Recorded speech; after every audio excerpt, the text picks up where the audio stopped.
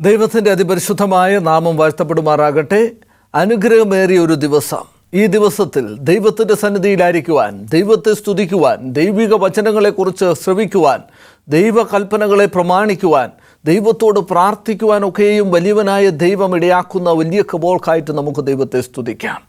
അപ്രകാരം ജീവനും ചൈതന്യവുമുള്ള ദൈവത്തിൻ്റെ വചനത്തെ ശ്രവിക്കുന്നതിന് വേണ്ടി ഈ ഹോപ്പ് ചാനലിലായിരിക്കുന്ന, ഈ ഹോപ്പ് ചാനലിലൂടെ ദൈവത്തിൻ്റെ മാറ്റമില്ലാത്ത വചനങ്ങളെ ശ്രവിക്കുന്ന എല്ലാ പ്രിയപ്പെട്ടവരെയും വീണ്ടും വരുന്നവനായ കർത്താവ് യേശുക്രിസ്തുവിൻ്റെ നിസ്തുല്യ നാമത്തിൽ ഈ വചന ശുശ്രൂഷയിലേക്ക് ഹാർദവുമായി സ്വാഗതം ചെയ്യുന്നു. നമുക്കെല്ലാവർക്കും പ്രാർത്ഥനയോടായിരിക്കാം. സ്വർഗത്തിലെ ദൈവം നമ്മളെല്ലാവരെയും അനുഗ്രഹിക്കട്ടെ എന്ന് പ്രാർത്ഥിക്കുന്നു. കഴിഞ്ഞ നാളുകളിൽ നമ്മൾ ചിന്തിച്ചു കൊണ്ടിരുന്നത് ഈജിപ്റ്റ് ടു കാനാൻ അല്ലെങ്കിൽ പുറപ്പാട് പുസ്തകത്തെ ആസ്പദമാക്കി ഇസ്രായേൽ ജനം മിസ്രൈം ദേശത്തിലെ അടിമത്വത്തിൽ നിന്നും വാഗ്ദത്ത കനാൻ ദേശത്തേക്ക് എത്തുന്നത് വരെയുള്ളതായിട്ടുള്ള സംഭവ വികാസങ്ങളെക്കുറിച്ചാണ് നമ്മൾ ചിന്തിച്ചു കൊണ്ടിരുന്നത്. അപ്രകാരത്തിൽ നമ്മൾ അനേകം കാര്യങ്ങളെക്കുറിച്ച് ചിന്തിക്കുവാനിടയായി തീർന്നു.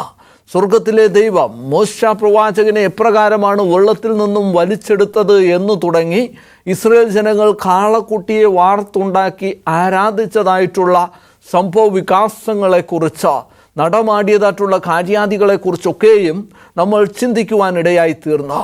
ഇതിൻ്റെ കൺക്ലൂഷൻ പാർട്ടിലേക്ക് അല്ലെങ്കിൽ ഉപസംഹാരത്തിലേക്ക് നമ്മൾ എത്തപ്പെട്ടിരിക്കുകയാണ്.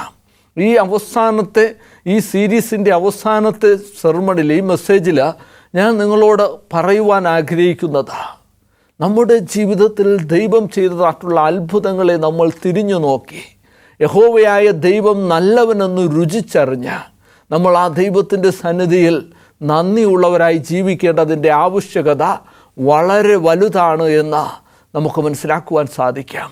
ഇന്ന് ഞാൻ നിങ്ങളോട് സംസാരിക്കുവാൻ ആഗ്രഹിക്കുന്നത് ദ ടബർനാക്കിൾ, കൂടാര പെരുന്നാളിനെ കുറിച്ചാണ് ഇന്ന് ഞാൻ നിങ്ങളോട് സംസാരിക്കുവാൻ ആഗ്രഹിക്കുന്നത്.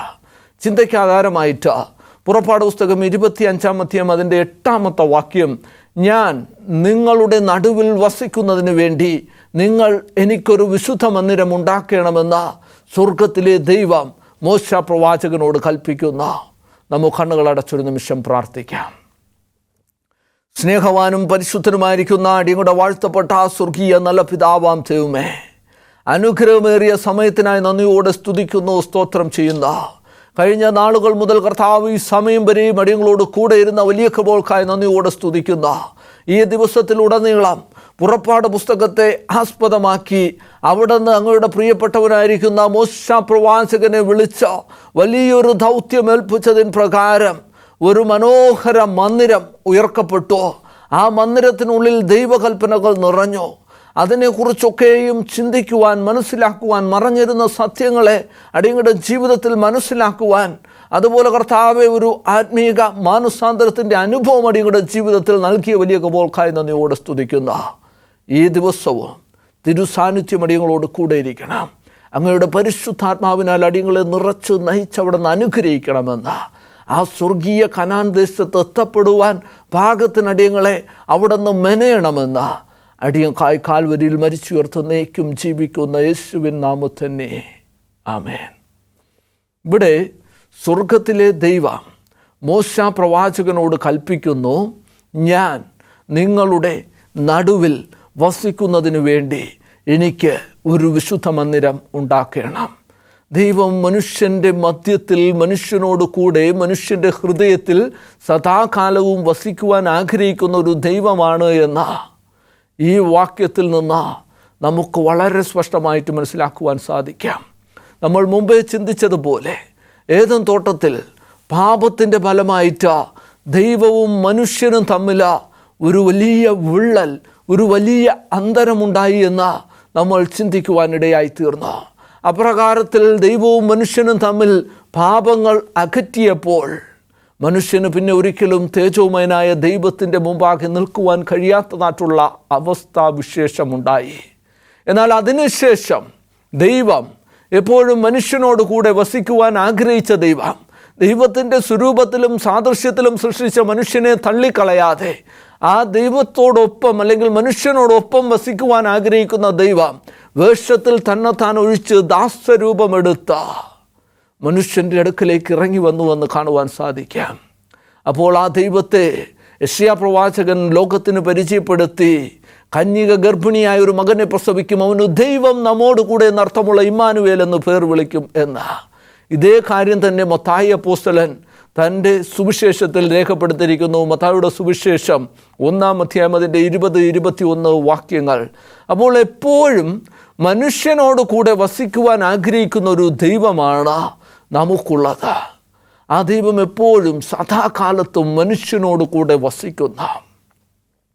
നാം ഇസ്രായേൽ ചരിത്രം പഠിക്കുമ്പോൾ ഇസ്രായേൽ ജനത്തെ സ്വർഗത്തിലെ ദൈവം മിസ്രൈമിൻ്റെ അടിമത്വത്തിൽ നിന്നും വാഗ്ദത്ത കനാൻ ദേശത്തേക്ക് കൊണ്ടുപോയിക്കൊണ്ടിരിക്കുന്നതായിട്ടുള്ള സംഭവ വികാസങ്ങളെക്കുറിച്ച് ചിന്തിക്കുമ്പോൾ സ്വർഗത്തിലെ ദൈവം ഇസ്രായേൽ ജനങ്ങൾക്ക് 7 ഉത്സവങ്ങളെ നൽകിയിരുന്നു എന്ന് കാണുവാൻ സാധിക്കാം. നമ്മൾ സസൂക്ഷ്മം പഠിച്ചാൽ 6 ഉത്സവങ്ങളെ അതിൻ്റെ വ്യത്യസ്ത തലത്തിൽ 7 ആക്കി അവർ ചിത്രീകരിച്ചിരിക്കുന്നു എന്ന് കാണുവാൻ സാധിക്കാം. 7 ഉത്സവങ്ങളെ സ്വർഗത്തിലെ ദൈവം നൽകിയെന്ന് നമുക്ക് മനസ്സിലാക്കുവാൻ സാധിക്കാം. ഈ 7 ഉത്സവങ്ങളിൽ അവസാനത്തെ ഉത്സവം എന്ന് പറയുന്നത് കൂടാര പെരുന്നാളാണ്. കൂടാര പെരുന്നാൾ എന്ന് പറയുന്ന ഉത്സവം. ഈ ഉത്സവത്തിൻ്റെ പ്രത്യേകത എന്ന് പറഞ്ഞാൽ ഇസ്രായേൽ ജനം ആ ഒരു ദിവസം കൂടാരങ്ങളെ പണിത് അതിൽ പാർക്കണമെന്ന് സ്വർഗത്തിലെ ദൈവം കൽപ്പിച്ചിരിക്കുന്ന ഈ ഒരു ഉത്സവത്തിൻ്റെ പ്രത്യേകത അതാണ്. അവർ സ്വഭവനങ്ങളെ വെടിഞ്ഞ് അവർ കൂടാരങ്ങളെ പണിത് ആ കൂടാരത്തിൽ പാർക്കണമെന്നുള്ളതാണ് ഈ കൂടാര പെരുന്നാളിൻ്റെ ഉദ്ദേശം. ശരിക്കും നമ്മൾ ഈ ഉത്സവങ്ങളുടെ പ്രതീകാത്മകതയെക്കുറിച്ച് പഠിച്ചാൽ നിഴലായിരിക്കുന്ന ഈ ഉത്സവങ്ങൾ പൊരുളായ സംഭവ വികാസങ്ങൾ ഉണ്ടായപ്പോൾ ക്രിസ്തുവിൻ്റെ ക്രൂശ് മരണത്തിന് ശേഷം അവയൊക്കെയും നിറവേറ്റപ്പെട്ടു എന്ന് കാണുവാൻ സാധിക്കാം. നമ്മുടെ പെസഹ കുഞ്ഞാട് മറക്കപ്പെട്ടിരിക്കുന്നു, കർത്താവ് യേശു ക്രിസ്തു തന്നെ എന്ന് പറയുമ്പോൾ ആ പെസഹയുടെ പ്രാധാന്യം അവിടെ അവസാനിച്ചു എന്ന് കാണുവാൻ സാധിക്കും. പെന്തക്കോസ്തു നാളിൽ പരിശുദ്ധാത്മാവിൻ്റെ ആവിർഭാവത്തോടു കൂടി ആ ഉത്സവത്തിൻ്റെ പ്രാധാന്യം അവിടെ നഷ്ടപ്പെട്ടു എന്ന് കാണുവാൻ സാധിക്കും. AD 1844 ഒക്ടോബർ 22 സ്വർഗത്തിലെ ദൈവം പരിശുദ്ധ സ്ഥലത്ത് നിന്നും അതിപരിശുദ്ധ സ്ഥലത്തേക്ക് പരിശോധനാ ന്യായവിധിക്ക് പ്രവേശിച്ചു കഴിഞ്ഞപ്പോൾ, പരിശോധനാ ന്യായവിധി സ്വർഗത്തിൽ ആരംഭിച്ചു കഴിഞ്ഞപ്പോൾ പാപപരിഹാര ദിവസത്തിൻ്റെ പ്രാധാന്യം അത് നിഴലായി തീർന്നു പൊരുൾ വന്നപ്പോൾ എന്ന് കാണുവാൻ സാധിക്കും. അതുപോലെ കാഹള പെരുന്നാൾ അത് സംഭവിച്ചു എന്ന് നമുക്ക് മനസ്സിലാക്കുവാൻ സാധിക്കും. എന്നാൽ ഇനിയും നിറവേറപ്പെടാനുള്ളതായിട്ടുള്ള ഒരു ഉത്സവമാണ് കൂടാര പെരുന്നാൾ. അത് ഇതുവരെയും സംഭവിച്ചിട്ടില്ല, അത് ഭാവിയിൽ സംഭവിക്കാൻ പോകുന്നുവെന്ന് കാണുവാൻ സാധിക്കാം. ഈ കൂടാര പെരുന്നാളിൻ്റെ പ്രാധാന്യത്തെക്കുറിച്ച് നമ്മൾ മനസ്സിലാക്കി കഴിഞ്ഞു. ആ ഒരു ദിവസത്തിൽ ഇസ്രായേൽ ജനം കൂടാരങ്ങളിൽ വസിക്കണം എന്നുള്ളതാണ് കൂടാര പെരുന്നാളിൻ്റെ പ്രത്യേകത. ഇവിടെ വെളിപ്പാട് പുസ്തകം 21-ാം അധ്യായത്തിൽ നാം കടന്നു ചെല്ലുമ്പോൾ അവിടെ ദൈവത്തിൻ്റെ വചനം പറയുന്നു, ഇതാ മനുഷ്യരോട് കൂടെ ദൈവത്തിൻ്റെ കൂടാരം. ദൈവം മനുഷ്യനോട് കൂടെ വസിക്കുവാൻ പോകുന്ന ഒരു സംഭവ വികാസം അവിടെ നിലനിൽക്കുന്നു എന്ന് കാണുവാൻ സാധിക്കും. ഇതാണ് കൂടാര പെരുന്നാളിൻ്റെ ആത്മീക അർത്ഥം. കർത്താവ് യേശു ക്രിസ്തുവിൻ്റെ വീണ്ടും വരവിന് ശേഷം 1000 ആണ്ട് വാഴ്ചയിൽ വിശുദ്ധന്മാർ കർത്താവ് യേശു ക്രിസ്തുവിനോടൊപ്പം സ്വർഗീയ മന്ദിരത്തിൽ ആയിരിക്കുകയും സ്വർഗത്തിൽ 12 സിംഹാസനങ്ങളിലിരുന്ന ഇസ്രായേൽ ഗോത്രത്തിന് 12നും ന്യായം വിധിക്കും എന്ന് ദൈവത്തിൻ്റെ വചനം പറയുന്നു. അതിനർത്ഥം ഈ സമയങ്ങളിൽ പരിശോധനാ ന്യായവിധിക്ക് ശേഷമുള്ള ന്യായവിധി ഉണ്ടാകും എന്ന് കാണുവാൻ സാധിക്കാം. എന്നാൽ അതിനുശേഷം അർമഗദോൻ യുദ്ധത്തിൻ്റെ അവസാനം ദുഷ്ടന്മാരെല്ലാം താളടിയായി കഴിഞ്ഞതിന് ശേഷം ദൈവം സൃഷ്ടിക്കുന്ന പുതിയ ആകാശത്തിലും പുതിയ ഭൂമിയിലും ദൈവത്തോടു കൂടെ ദൈവത്തിൻ്റെ ജനം ആവസിക്കുന്നതിനെയാണ് ഈ കൂടാര പെരുന്നാൾ കൊണ്ട് അർത്ഥമാക്കുന്നതെന്ന് കാണുവാൻ സാധിക്കാം. അങ്ങനെ ദൈവത്തിൻ്റെ ജനം സദാസമയത്തും ദൈവത്തോട് കൂടെ ആയിരിക്കാം. അവൻ നമ്മുടെ കണ്ണിൽ നിന്നും കണ്ണുനീരൊക്കെയും തുടച്ചു കളയാം. പിന്നെ മരണമില്ല, ദുഃഖമില്ല, മുറവിളികളില്ല. സന്തോഷത്തിൻ്റെ സുദിനമായി ദൈവത്തോടൊപ്പം ദൈവത്തിൻ്റെ ജനം ആവസിക്കുന്ന ഒരു പ്രത്യേക സമയമാണ് കൂടാര പെരുന്നാൾ എന്ന് കാണുവാൻ സാധിക്കാം. നമുക്കെല്ലാവർക്കും സന്തോഷത്തിൻ്റെ സുദിനങ്ങളെ ദൈവം നൽകുവാൻ പോകുന്ന ഒരു വലിയ പെരുന്നാളാണ്. മനുഷ്യൻ ദൈവത്തോട് കൂടെ വസിക്കുന്ന ഇതാ മനുഷ്യനോട് കൂടെ ദൈവത്തിൻ്റെ കൂടാരം. നമുക്ക് വേണ്ടി അറുക്കപ്പെട്ട, നമുക്ക് വേണ്ടി യാഗമായി തീർന്ന, നമുക്ക് വേണ്ടി കഷ്ടം സഹിച്ച കർത്താവായ യേശു ക്രിസ്തു കുഞ്ഞാട് നമ്മളെയൊക്കെയും നയിക്കുന്ന, കുഞ്ഞാട് നമ്മോടൊപ്പം കൂടെ ഇരിക്കുന്ന ഒരു മനോഹര സുദിനം. അതാണ് കാഹളപ്പെരുന്നാൾ. അപ്രകാരത്തിൽ നമ്മളും ആ കാഹളപ്പെരുന്നാളിൽ അല്ലെങ്കിൽ ആ കൂടാരത്തിൽ ദൈവത്തോട് കൂടെ വസിക്കണമെങ്കിൽ നാം എന്തൊക്കെ ചെയ്യണമെന്നുള്ള കാര്യം വളരെ പ്രധാനപ്പെട്ടതാണ്. ഇന്ന് പകൽക്കാലം ആ കാര്യങ്ങളെക്കുറിച്ച് നമ്മൾ ചിന്തിക്കേണ്ടത് ഏറ്റവും അത്യന്താപേക്ഷിതമാണ്. പുറപ്പാട് പുസ്തകത്തിൻ്റെ അടിസ്ഥാനത്തിൽ ദൈവം ഇസ്രായേൽ ജനങ്ങൾക്ക് മോശ പ്രവാചകനിലൂടെ ഒരു മനോഹര മന്ദിരം നൽകിയെന്ന് കാണുവാൻ സാധിക്കും. വിശുദ്ധ മന്ദിരം. ആ മന്ദിരത്തെക്കുറിച്ച് പറയുന്നത്, ഞാൻ നിങ്ങളുടെ നടുവിൽ വസിക്കുന്നതിന് വേണ്ടി നിങ്ങൾ എനിക്കൊരു വിശുദ്ധ മന്ദിരം ഉണ്ടാക്കണം. ആ വിശുദ്ധ മന്ദിരത്തിൻ്റെ അതിപരിശുദ്ധ സ്ഥലത്ത് ദൈവം ആവസിച്ചിരുന്നു എന്ന് കാണുവാൻ സാധിക്കാം. അങ്ങനെ ദൈവം ആവസിച്ചിരുന്ന വിശുദ്ധ മന്ദിരത്തിൻ്റെ അതിപരിശുദ്ധ സ്ഥലത്തു നിന്നും ദൈവം ഇസ്രായേൽ ജനങ്ങളോട് ഇടപെട്ടിരുന്നു എന്ന് കാണുവാൻ സാധിക്കാം. സദാകാലത്തും നമ്മോട് കൂടെ വസിക്കുവാൻ ആഗ്രഹിക്കുന്ന ദൈവം. ആ ദൈവം പുതിയ നിയമപുസ്തകത്തിലേക്ക് കടന്നു വരുമ്പോൾ പറയുന്നു, നമ്മൾ ഓരോരുത്തരുമാണ് ദൈവത്തിൻ്റെ മന്ദിരങ്ങൾ. ആ മന്ദിരത്തിനുള്ളിലാണ് ദൈവം വസിക്കുവാൻ ആഗ്രഹിക്കുന്നത് എന്ന്. നിർഭാഗ്യവശാൽ ലവോദിക്ക സഭയ്ക്ക് ലേഖനം എഴുതുമ്പോൾ വെളിപ്പാട് പുസ്തകം 3-ാം അധ്യായം അതിൻ്റെ 20-ാമത്തെ വാക്യത്തിൽ ദൈവത്തിൻ്റെ വചനം പറയുന്നു, ഞാൻ വാതിൽക്കൽ നിന്ന് മുട്ടുന്നു. ആരെങ്കിലും എൻ്റെ ശബ്ദം കേട്ട് വാതിൽ തുറന്നാൽ ഞാൻ അവനോടും അവൻ എന്നോടും കൂടെ അത്താഴം കഴിക്കുമെന്ന്. വാതിൽക്കൽ നിന്ന് മുട്ടുന്നൊരു ദൈവം. നമ്മുടെ ഹൃദയത്തിനുള്ളിൽ വസിക്കുവാൻ ആഗ്രഹിക്കുന്ന ദൈവം ഇപ്പോൾ നമ്മുടെ ഹൃദയത്തിന് പുറത്തു നിന്ന്, ഹൃദയവാതിൽക്കലിന് പുറത്തു നിന്ന് മുട്ടുന്നു എന്നാണ് തിരുവചനം പറയുന്നത്. നമ്മുടെ ദേവാലയങ്ങൾക്കുള്ളിലിരിക്കേണ്ടതായിട്ടുള്ള ദൈവം ദേവാലയത്തിൻ്റെ പുറത്തു നിന്നും വാതിൽക്കൽ നിന്നും മുട്ടുന്നു എന്നാണ് തിരുവചനം പറയുന്നത്. നമ്മുടെ ഭവനങ്ങളിൽ വസിക്കുവാൻ ആഗ്രഹിക്കുന്ന ദൈവം നമ്മുടെ ഭവനത്തിൻ്റെ വാതിൽക്കൽ നിന്ന് മുട്ടുന്നു എന്നാണ് തിരുവചനം പറയുന്നത്. ദൈവത്തെ നമ്മുടെ ഉള്ളിൽ ഇരുത്തേണ്ടത്, നമ്മുടെ ഉള്ളിലാക്കേണ്ടത് ഏറ്റവും അത്യന്താപേക്ഷിതമാണ്. എന്നാൽ ദൈവം ഇന്ന് വാതിലിന് പുറത്താണ് നിൽക്കുന്നത്. ദൈവം നമ്മെ വിട്ടുപോയിരിക്കുന്നു എന്ന് തിരുവചനം പറയുന്ന ഇസ്രായേൽ ജനം മിസ്രൈം ദേശത്തു നിന്നും പുറപ്പെട്ട നാൾ മുതൽ ആ ദൈവം സദാസമയത്തും ഇസ്രായേൽ ജനങ്ങളോട് കൂടെ ഉണ്ടായിരുന്ന, പകൽ മേഘസ്തംഭമായും രാത്രി അഗ്നി തുണയായും അവരോട് കൂടെയിരുന്ന ആ ദൈവം അവർക്ക് വേണ്ടുന്നതായിട്ടുള്ള കാര്യങ്ങളൊക്കെയും പകർന്നു നൽകിയെന്ന് കാണുവാൻ സാധിക്കാം. എന്നിട്ടും ഇസ്രായേൽ ജനം ആ ദൈവത്തെ മനസ്സിലാക്കിയില്ല. അഹരോനോട് പറയുന്നു, നമ്മുടെ ഇടയിൽ നടക്കേണ്ടുന്നതിന് നമുക്കൊരു ദൈവത്തെ ഉണ്ടാക്കി തരിക എന്ന്. ആ ദൈവത്തെ പൂർണ്ണമായിട്ടും അവർക്ക് മനസ്സിലാക്കുവാൻ സാധിച്ചില്ല. I am what I am, I am that I am, ഞാനാകുന്നവൻ ഞാനാകുന്നു. എലോഹിം, അത്യുന്നതനായ ദൈവം യാഹ്വേ, നമ്മുടെ അടുത്തേക്ക് ഇറങ്ങി വന്ന ദൈവം, നമ്മുടെ ജയക്കൊടി, ആദ്യനും അന്ത്യനുമായിരിക്കുന്ന ദൈവം, alpha and the omega, beginning and the end, ആദ്യനും അന്ത്യനും സകലത്തിൻ്റെയും സൃഷ്ടികർത്താവായിരിക്കുന്ന ദൈവം. ആ ദൈവം ഇസ്രായേൽ ജനങ്ങളുടെ മധ്യത്തിൽ വസിക്കുവാൻ ഇറങ്ങി വന്നിട്ട ദൈവത്തിൻ്റെ വചനം പറയുന്ന മോശ കൂടാരം പാളയത്തിന് പുറത്തടിച്ചു എന്ന. പാളയത്തിന് മധ്യത്തിൽ സ്ഥിതി ചെയ്തിരുന്ന വിശുദ്ധ മന്ദിരത്തെ ഒരു പ്രത്യേക സാഹചര്യത്തിൽ മോശ കൂടാരത്തിന് പാളയത്തിന് പുറത്ത് കൂടാരം അടിച്ചു എന്ന് തിരുവചനം പറയുന്ന. കാരണം ദൈവം വസിച്ചില്ല എങ്കിൽ ദേവാലയത്തിന് പ്രത്യേകിച്ച കാര്യങ്ങളൊന്നുമില്ല. ദൈവം വസിക്കുമ്പോഴാണ് ആലയം ദൈവാലയമാകുന്നത്. നമ്മുടെ ഉള്ളിൽ ദൈവം വസിക്കുമ്പോഴാണ്, പരിശുദ്ധാത്മാവ് വസിക്കുമ്പോഴാണ് നമ്മൾ ദൈവത്തിൻ്റെ മന്ദിരങ്ങളാകുന്നത്. അല്ലെങ്കിൽ വെറും ബോഡി മാത്രമാണിത്. അല്ലെങ്കിൽ വെറും കൈപ്പണിയായ ക്ഷേത്രങ്ങൾ മാത്രമാണ് നമ്മുടെ ആലയങ്ങൾ.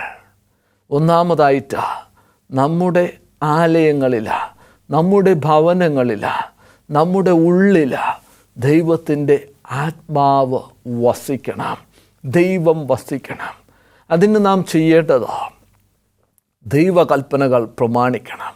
വിശുദ്ധ മന്ദിരത്തിൻ്റെ അതിപരിശുദ്ധ സ്ഥലത്ത് ദൈവത്തിൻ്റെ കൽപ്പനകൾ നിലനിന്നിരുന്നു. ഇന്ന് നാം നോക്കുമ്പോൾ ദൈവകൽപ്പനകൾ മാറിപ്പോയി, നീങ്ങിപ്പോയി എന്ന് സകലരും ഒരേ സ്വരത്തിൽ പറയുമ്പോൾ ദൈവത്തിൻ്റെ വചനം വളരെ സ്പഷ്ടമായിട്ട് പറയുന്നു. കർത്താവ് യേശുക്രിസ്തു പറയുന്ന, ആകാശവും ഭൂമിയും മാറിപ്പോയാലും മാറിപ്പോവാത്തതാണ് ദൈവത്തിൻ്റെ വചനം.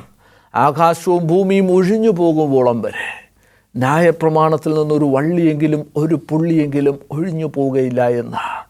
ഞാൻ ന്യായപ്രമാണത്തെയോ പ്രവാചകന്മാരെയോ നീക്കുവാൻ വന്നു എന്ന് നിങ്ങൾ നിരൂപിക്കരുത്. നീക്കുവാനല്ല, നിവർത്തിപ്പാൻ അത്രേ വന്നത് എന്ന് വാക്തത്വം ചെയ്ത കർത്താവായ യേശുക്രിസ്തു ദൈവകൽപ്പനകൾ പൂർണ്ണമായും അനുസരിച്ചിരുന്നു എന്ന് കാണുവാൻ സാധിക്കാം.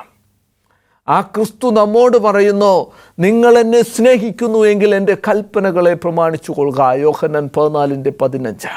അപ്പോൾ ഞാൻ പരിശുദ്ധാത്മാവ് എന്ന മറ്റൊരു കാര്യസ്ഥനു വേണ്ടി അപേക്ഷിക്കുകയും പിതാവായ ദൈവം ആ കാര്യസ്ഥനെ നിങ്ങൾക്ക് നൽകുകയും ചെയ്യാം. ആ കാര്യസ്ഥൻ ഇരിക്കുന്നത് നമ്മുടെ ഹൃദയ കവാടങ്ങളിലാണ്. അങ്ങനെ നാം ദൈവത്തിന് ഹിതം, ദൈവം നമ്മുടെ ഉള്ളിൽ വസിക്കുന്നതിന് വേണ്ടി നമ്മൾ ദൈവകൽപ്പനകൾ അനുസരിക്കേണ്ടത് ഏറ്റവും അത്യന്താപേക്ഷിതമാണ്.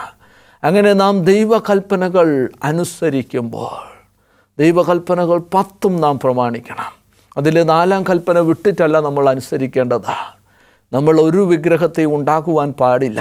നമുക്ക് അന്യദൈവങ്ങൾ പാടില്ല. ദൈവത്തിൻ്റെ നാമം വൃഥാവെടുക്കരുത്. തിരുവചനം പറയുന്നു, ദൈവത്തിൻ്റെ നാമം വൃഥാവെടുത്താൽ തീഷ്ണതയുള്ള ദൈവം നമ്മളെ ശിക്ഷിക്കാതെ വിടുകയില്ല എന്ന്. നിരവധി ഉദാഹരണങ്ങൾ നമുക്ക് കാണുവാൻ സാധിക്കാം.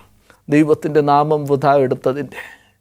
ശബ്ബത്ത് നാളിനെ ശുദ്ധീകരിക്കുക എന്ന് പറഞ്ഞാൽ സൃഷ്ടിപ്പിൽ ദൈവം നൽകിയിരിക്കുന്ന ആ വിശുദ്ധ ദിവസം സകലർക്കുമുള്ളതാണ് എന്ന് മനസ്സിലാക്കി ആ ദിവസത്തിൻ്റെ അനുഗ്രഹങ്ങളെ പ്രാപിക്കുന്നതിന് വേണ്ടി നാം ദൈവത്തെ ആരാധിക്കുകയും നമ്മുടെ ജീവിതത്തിൽ വിശ്രമത്തിൻ്റെ അനുഭവം ഉണ്ടാവുകയും വേണം. അങ്ങനെ നാം ദൈവകൽപ്പനകൾ പ്രമാണിച്ചാൽ സത്യത്തിൻ്റെ ആത്മാവ് നമ്മളിൽ ഉള്ളിൽ വസിക്കുകയും നമ്മൾ ഓരോരുത്തരും ദൈവത്തിൻ്റെ വിശുദ്ധ മന്ദിരങ്ങളായി തീരുകയും ചെയ്യാം. അങ്ങനെ നാം ദൈവത്തിൻ്റെ വിശുദ്ധ മന്ദിരങ്ങളായിരുന്നു കൊണ്ട് ദൈവം നമ്മെ ഏൽപ്പിച്ചിരിക്കുന്നതായിട്ടുള്ള ദൗത്യം നമ്മൾ കൃത്യതയോടെ ചെയ്യണം. തിരുവചനം പറയുന്നു, കർത്താവായ യേശുക്രിസ്തു ലോകത്തിൻ്റെ വെളിച്ചമാണ് എന്ന്. നമ്മൾ സ്പഷ്ടമായി മനസ്സിലാക്കി കർത്താവായ യേശുക്രിസ്തു ലോകത്തിൻ്റെ വെളിച്ചം തന്നെയാണ് എന്ന്. ആ നീതി സൂര്യനായിരിക്കുന്ന കർത്താവായ യേശുക്രിസ്തു ആകുന്ന ലോകത്തിൻ്റെ വെളിച്ചം നമ്മളോട് പറയുന്നു, നിങ്ങൾ ഓരോരുത്തരും ലോകത്തിൻ്റെ വെളിച്ചങ്ങളാണ് എന്ന്. ആ ക്രിസ്തു നമ്മളെയും വിളിക്കുന്നത് ലോകത്തിൻ്റെ വെളിച്ചം എന്നാണ്. വലിയ വെളിച്ചമായിരിക്കുന്ന സൂര്യൻ്റെ വെളിച്ചം പ്രതിഫലിപ്പിച്ച ചന്ദ്രൻ പ്രകാശിക്കുന്നത് പോലെ വലിയ വെളിച്ചമായിരിക്കുന്ന ക്രിസ്തുവിൻ്റെ വെളിച്ചത്തെ പ്രതിഫലിച്ച നമ്മൾ ഓരോരുത്തരും ആ രാജ്യത്തിൻ്റെ സുവിശേഷം ഈ ലോകത്ത് അറിയിക്കേണ്ടതിൻ്റെ ആവശ്യകതയെ സ്വർഗത്തിലെ ദൈവം നമുക്ക് പറഞ്ഞു തരുന്നു. അപ്പോൾ നമ്മൾ ഓരോരുത്തരും ദൈവകൽപ്പനകൾ അനുസരിക്കുന്നതോടൊപ്പം കർത്താവായ യേശുക്രിസ്തു ദൈവത്തിൻ്റെ ആത്മാവിനെ നമ്മളെ ഉള്ളിൽ പകർന്നു കഴിഞ്ഞാൽ നമ്മൾ രാജ്യത്തിൻ്റെ സുവിശേഷം, ക്രിസ്തുവിൻ്റെ വെളിച്ചം മറ്റുള്ളവരെ അറിയിക്കേണ്ടത് ഏറ്റവും അത്യന്താപേക്ഷിതമാണ്. നമ്മൾ ആ ക്രിസ്തുവിൻ്റെ വെളിച്ചം പകരുന്നവരായിക്കഴിഞ്ഞാൽ, ദൈവത്തിൻ്റെ ആത്മാവ് നമ്മളിൽ വസിച്ചു തുടങ്ങിക്കഴിഞ്ഞാൽ നമ്മൾ ആത്മാവിൻ്റെ ഫലം പുറപ്പെടുവിക്കാം. ഗലാത്യർക്ക് എഴുതിയ ലേഖനം 5-ാം അധ്യായം അതിൻ്റെ 22-23 വാക്യങ്ങളിൽ ആത്മാവിൻ്റെ ഫലങ്ങളെക്കുറിച്ച് പറയുന്നു. സ്നേഹം, സന്തോഷം, സമാധാനം, ഇന്ദ്രിയജയം, ദീർഘക്ഷമ, പരോപകാരം, ഇങ്ങനെ ആത്മാവിൻ്റെ ഫലങ്ങളെക്കുറിച്ച് അവിടെ രേഖപ്പെടുത്തിയിരിക്കുന്നു. ആ ആത്മാവിൻ്റെ ഫലങ്ങൾ നമ്മുടെ ജീവിതത്തിൽ പ്രകടമായി കഴിഞ്ഞാൽ ദൈവം നമുക്ക് പരിശുദ്ധാത്മാവിൻ്റെ ദാനം, ആത്മീക വരങ്ങളെ കൊണ്ട് നമ്മുടെ ജീവിതങ്ങളെ നിറയ്ക്കാം. അങ്ങനെ ആത്മീക വരങ്ങൾ നമ്മുടെ ജീവിതത്തിൽ ഉണ്ടാകുമ്പോൾ, നമ്മുടെ പ്രാപ്തിക്കനുസരിച്ച് ദൈവം ആത്മീക വരങ്ങളെ കൊണ്ട് നമ്മുടെ ജീവിതങ്ങളെ നിറയ്ക്കുമ്പോൾ ആ ആത്മീക വരങ്ങൾ മറ്റുള്ളവരുടെ പ്രയോജനത്തിന് വേണ്ടി നാം ഉപയോഗിക്കേണ്ടത് ഏറ്റവും അത്യന്താപേക്ഷിതമാണ്. ആ ആത്മീക വരം ലഭിച്ചതായിട്ടുള്ള പൗലോസ് അപ്പോസ്തലൻ പറഞ്ഞു, സുവിശേഷത്തെക്കുറിച്ച് എനിക്ക് ലജ്ജയില്ല. കാരണം പൗലോസ് അപ്പോസ്തലൻ ആ ക്രിസ്തുവിനെ കണ്ടോ, ആ ക്രിസ്തുവിനെ രുചിച്ചറിഞ്ഞോ? ആ ക്രിസ്തുവിൽ ജീവിക്കുന്നത് നല്ലത് എന്ന് മനസ്സിലാക്കി. അതുകൊണ്ടാണ് പൗലോസ് അപ്പോസ്തലൻ പറഞ്ഞത്, ഞാൻ ജീവിക്കുന്നത് ക്രിസ്തുവും മരിക്കുന്നത് ലാഭവുമാകുന്നു.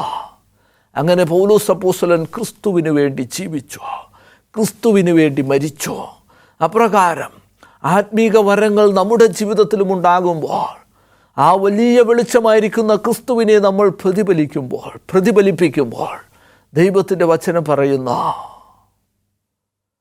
മത്തായിയുടെ സുവിശേഷം 24-ാം അധ്യായം അതിൻ്റെ 14-ാമത്തെ വാക്യം, അവിടെ ക്രിസ്തുവിൻ്റെ വീണ്ടും വരവിന് അടയാളമായിട്ട് കർത്താവ് യേശു ക്രിസ്തു നിരവധി കാര്യങ്ങൾ പറയുന്നതോടൊപ്പം പറയുന്ന രാജ്യത്തിൻ്റെ സുവിശേഷം സകല ജാതികൾക്കും സാക്ഷ്യമായി ഭൂലോകത്തിലൊക്കെയും പ്രസംഗിക്കപ്പെടാം, അപ്പോൾ അവസാനം വരാം. ആ രാജ്യത്തിൻ്റെ സുവിശേഷം ലോകമെമ്പാടും എത്തപ്പെടണമെങ്കിൽ നമ്മൾ ക്രിസ്തുവിൻ്റെ വെളിച്ചം നമ്മുടെ ജീവിതത്തിൽ പ്രതിഫലിപ്പിക്കേണ്ടത് ഏറ്റവും അത്യന്താപേക്ഷിതമാണ്. അങ്ങനെ ക്രിസ്തുവിൻ്റെ വെളിച്ചം നമ്മൾ ലോകത്ത് പ്രതിഫലിപ്പിക്കുമ്പോൾ കർത്താവ് യേശു ക്രിസ്തുവിൻ്റെ വരവ് സമാഗതമാകാം. അങ്ങനെ ക്രിസ്തുവിൻ്റെ വരവ് സമാഗതമാകുമ്പോൾ നമുക്ക് ആ ക്രിസ്തുവിനോടൊപ്പം കൂടാരങ്ങളിൽ വസിക്കുവാൻ സാധിക്കാം. അങ്ങനെ കൂടാരപ്പെരുന്നാൾ എന്ന ഉത്സവം നിവർത്തിയായി തീരും എന്ന് കാണുവാൻ സാധിക്കാം.